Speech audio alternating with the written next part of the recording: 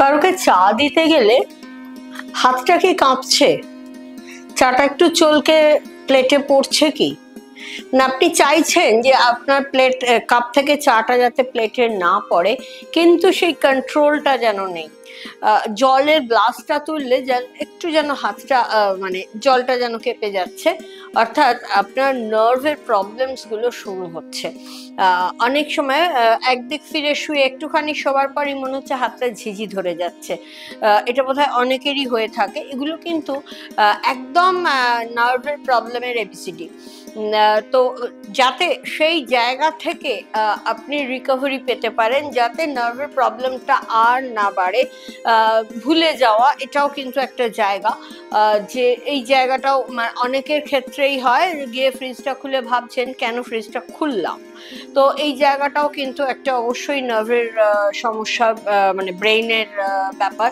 Central nervous system, আমাদের brain and spine, এটাকে যদি আমরা খুব যত্নে রাখতে পারি তাহলে আমাদের সমস্ত নার্ভাস সিস্টেমটাই কিন্তু আমরা খুব ভালো থাকতে পারি। আর এই যত্নে রাখা জিনিসটা রেইকি আমাদের যত্নে থাকতে শেখায়। যে রেগুলার রেইকি করলে কসমিক এনার্জি এনভায়রনমেন্ট থেকে আমার সারা শরীরের মধ্যে দিয়ে পাস অন করবে। এটা সম্পূর্ণভাবে বিজ্ঞান। ওয়ার্ল্ড হেলথ অর্গানাইজেশন এটাকে বলছে। এর কোনো পার্শ্ব প্রতিক্রিয়া নেই, কোনো সাইড এফেক্টস নেই, এবং কোনো ওভারডোজ বলে কিছু হয় না। কোনো মেডিসিন খেতে পড়তে মাখতে কোনো কিছু লাগছে না। নিজের পরিষ্কার হাত নিজের শরীরে আপনি টাচ করবেন, আপনার দাঁত ব্যথা ভালো হবে। আপনার নিজের পরিষ্কার হাত গলায় টাচ করলে আপনার গলা ব্যথা ভালো হবে। ঠিক তেমনি এই যে স্পর্শ, এটা যখনই আমি আমার ব্রেন অ্যান্ড স্পাইনকে যত্নে রাখবো, আমার টোটাল সেন্ট্রাল নার্ভাস সিস্টেম সুস্থ থাকবে। সেরিব্রাল হবে না, হেন হবে না, তার সেগুলো তো অনেক দূরের কথা।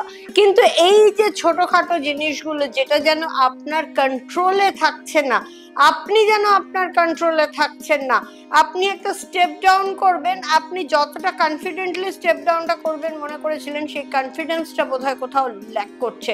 নামার পরে সেই ব্যালেন্সটা যেন রাখতে পারলেন না। আপনি আগে একটা ঝর্ণা সামনে ঝরছে, আপনি তত্তর করে এ পাথর থেকে ও পাথর, ও পাথর থেকে ও পাথর লাফ দিয়ে দিয়ে চলে যেতে পারতেন। কিন্তু এখন বোধহয় আপনার মনে হচ্ছে যে আমি কি পারবো ঠিক উঠতে, মানে আমি কি হাঁটুর ব্যথা কোমরের ব্যথা ছাড়াও একটা কোথাও ব্যালেন্সের গন্ডগোল হচ্ছে। এই এই যে জায়গাটা, এই যে নিয়ন্ত্রণ, আমার উপর আমার নিয়ন্ত্রণটা থাকছে না, সেই জায়গাটা কিন্তু অবশ্যই রেইকি দিয়ে আবারও ফিরে পেতে পারেন। আর সেই জায়গায় মাত্র 2 দিনের ওয়ার্কশপ, 2 দিন আপনি দেবেন, আমাদের এখানে আসবেন, ক্লাস করবেন। 2 দিনে আমরা যা শেখাবো সেটা নিজের ওপর অ্যাপ্লাই করলে নিজে ভালো থাকা যাবে, ফ্যামিলি মেম্বারদের ওপরে অ্যাপ্লাই করলে তারা ভালো থাকবেন। যার যে কোনো যত ক্রনিক ডিজিজই হোক না কেন রেইকি দিয়ে সুস্থ হওয়া সম্ভব। যদি পার্কিনসন হয়ে গিয়ে থাকে কোনো অসুবিধে নেই, কারো সেরিব্রাল হয়েছে, পোস্ট সেরিব্রাল হয়তো প্যারালাইজড হয়ে রয়েছে কোনো পোর্শন, সেই জায়গাটাতে সেন্স ফিরিয়ে আনা সম্ভব। যদিও সেরিব্রালের ক্ষেত্রে আমি সবসময় বলে থাকি 40 ডেজ, ফার্স্ট 40 ডেজ ভীষণভাবে ক্রুশিয়াল। এই ফার্স্ট 40 ডেজের মধ্যে যদি আমরা চিকিৎসাটা করা যায় তাহলে সব থেকে তাড়াতাড়ি উপকার পাওয়া যায়।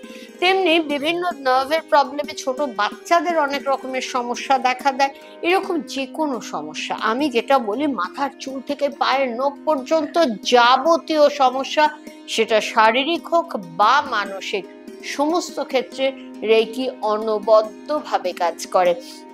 মানে নার্ভের সমস্যার মানে বাঘা বাঘা রোগ যেগুলোকে বলা যায়, আমরা সেগুলো নিয়েও কাজ করেছি জানেন তো।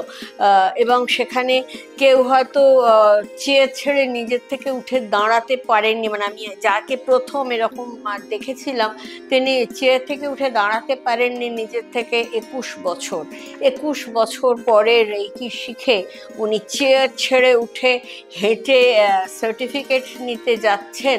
এটা যে কি বিশাল একটা, মানে আমরা সবাই ক্ল্যাপ করছি, উনি পুরো উত্তেজিত হয়ে 21 বছর বাদে নিজের পায়ে হাঁটছেন। হঠাৎ ওনার মেয়ে হাউমাউ করে কেঁদে উঠলো। কি হলো? ওই প্রথম ওর বাবাকে হাঁটতে দেখছে।